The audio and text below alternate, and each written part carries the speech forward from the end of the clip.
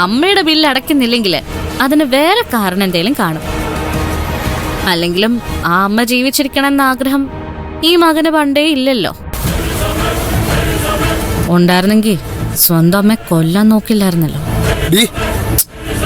കൂടുതൽ തുള്ളണ്ട, എല്ലാം എനിക്കറിയാം. പ്രേമേച്ചി ഒളിപ്പിക്കാൻ ചന്ദ്രയെ സഹായിച്ചത് നീയല്ലേടാ. പ്രേമേച്ചിയുടെ സ്വർണം മുഴുവൻ അടിച്ചു മാറ്റിയത് നീയും ചന്ദ്രയും കൂടിയല്ലേ. വെറുതെ അനാവശ്യം പറയുന്നു. എനിക്ക് അതിനെ മര്യാദയ്ക്ക് വാടക കൊടുക്കാൻ പറ്റുന്നില്ല. അപ്പോഴാ വേറൊരു സ്ത്രീയെ ഒളിവിൽ താമസിപ്പിച്ചിരിക്കുന്നു. അതിനിടയിൽ സ്വർണം. ഒന്നല്ല, 2 സ്ത്രീകളുണ്ട്. അതിലൊരാള് പുറത്തിറങ്ങി. രണ്ടാമത്തെ ആള് അധികം വൈകാതെ ഇറങ്ങും. പാർവതി അമ്മ, എന്റെ അമ്മ. ഓർമ്മയുണ്ടോ അങ്ങനെ ഒരാളെ കുറിച്ച്? മറക്കാൻ പറ്റുമോ? എന്റെ പ്രിയപ്പെട്ട അമ്മയല്ലേ. എങ്കിൽ ആ അമ്മയും കൂടി ഒന്ന് ഇറക്കി വിടണം. അല്ലെങ്കിൽ ഞാൻ അമ്മയെ രക്ഷിക്കും. അമ്മയുണ്ടെന്ന് സംശയിക്കുന്ന 3-4 സ്ഥലങ്ങളെ കുറിച്ച് എനിക്കറിയാം. അതിലേത് അതേ ഇനി കണ്ടുപിടിക്കാനുള്ളൂ. അപ്പൊ മറക്കണ്ട, വാടക. ഒന്ന് തന്നെ ഇന്ന് തന്നെ ഞാൻ വാടക തരും. സൂര്യൻ അസ്തമിക്കുന്നതിന് മുമ്പ് ആരെ കൊന്നിട്ടായാലും ശരി, ആ കാശ് കൊണ്ടേ ഞാൻ ഇവിടെ വരൂ.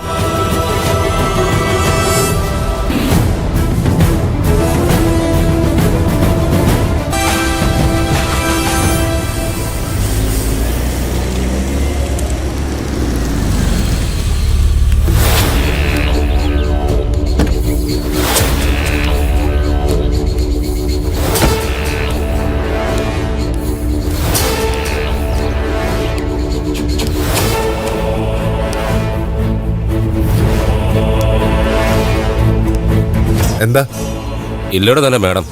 അകത്തുണ്ട്, വിളിക്കാം. അല്ല, നിങ്ങളാരാ? ഞാൻ മാമച്ചൻ, കോൺട്രാക്ടറാ. മാഡത്തെ കണ്ടിട്ട് ഒരാവശ്യം ഉണ്ടായിരുന്നു. ഓ, ഞാൻ വിളിക്കാം.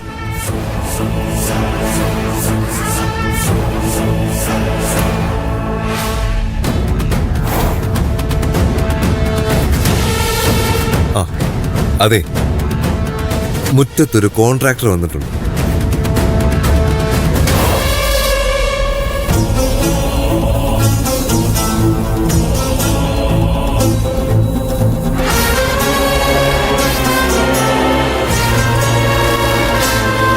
മഹാലക്ഷ്മിയെ കയറി വന്നിരിക്കുന്നത്. പുറം കാലം കൊണ്ട് തട്ടരുത്.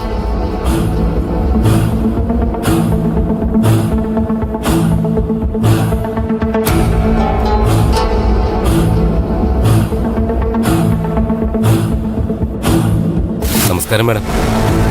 ഇതിന്റെ വീടാണെന്ന് അറിഞ്ഞൂടെ? ഒഫീഷ്യൽ കാര്യങ്ങൾ സംസാരിക്കാൻ എവിടെയാണോ വരേണ്ടത്? ഓഫീസിൽ വന്നാ മനസ്സ് തുറന്ന് സംസാരിക്കാൻ പറ്റില്ല. എപ്പോഴാ വിജിലൻസ് വരുന്നതെന്ന് പറയാൻ പറ്റില്ലല്ലോ. ഇവിടെയാണെങ്കിൽ ആ പ്രശ്നമില്ല. എവിടെ വന്നിട്ട് ഒരു കാര്യമില്ല. മേൽപ്പാല നിർമ്മാണത്തിന് നല്ല വെട്ടാ താൻ വെട്ടിയിരിക്കുന്നെ. കൃത്യമായി ഒരു മാനദണ്ഡവും താൻ പാലിച്ചിട്ടുമില്ല.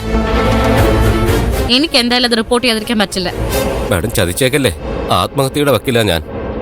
ഒരു കോൺട്രാക്ടറുടെ ബുദ്ധിമുട്ട് എന്താണെന്ന് മാഡം മനസ്സിലാക്കണം. സർക്കാർ ബില്ല് പാസ്സാക്കി തരുന്നത് എപ്പോഴാ? ഒരുപാട് വൈകി. അതുവരെ കയ്യിൽ നിന്നുള്ള കാശെടുത്താ ഓരോന്ന് ചെയ്യുന്നത്. ഈ ബില്ല് പാസ്സായില്ലെങ്കിൽ എന്റെ കാര്യം കഷ്ടത്തിലാവും. ബില്ല് പാസ്സാക്കിയാലേ കഷ്ടത്തിലാവാൻ പോകുന്ന ഇവിടുത്തെ ജനങ്ങളുടെ കാര്യമാണ്.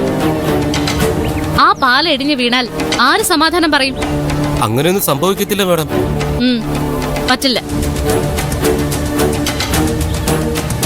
ഇനി മേലാൽ ഈ ആവശ്യം പറഞ്ഞോണ്ട് ഇവിടെ എങ്ങാനും വന്നാലുണ്ടല്ലോ, ഞാൻ മുകളിൽ കംപ്ലൈന്റ് ചെയ്യും പറഞ്ഞേക്കാം. മാഡം, ഞാൻ 10% തന്നേക്കാം. എന്താ? ബില്ലിന്റെ 10%.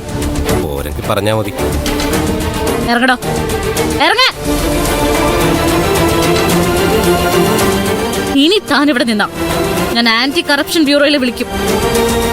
പോന്നോക്ക, എനിക്ക് വേറെ ജോലിയുണ്ട്. അല്ല മാഡം. ഒന്ന് പോടോ. അല്ല, പോടോ.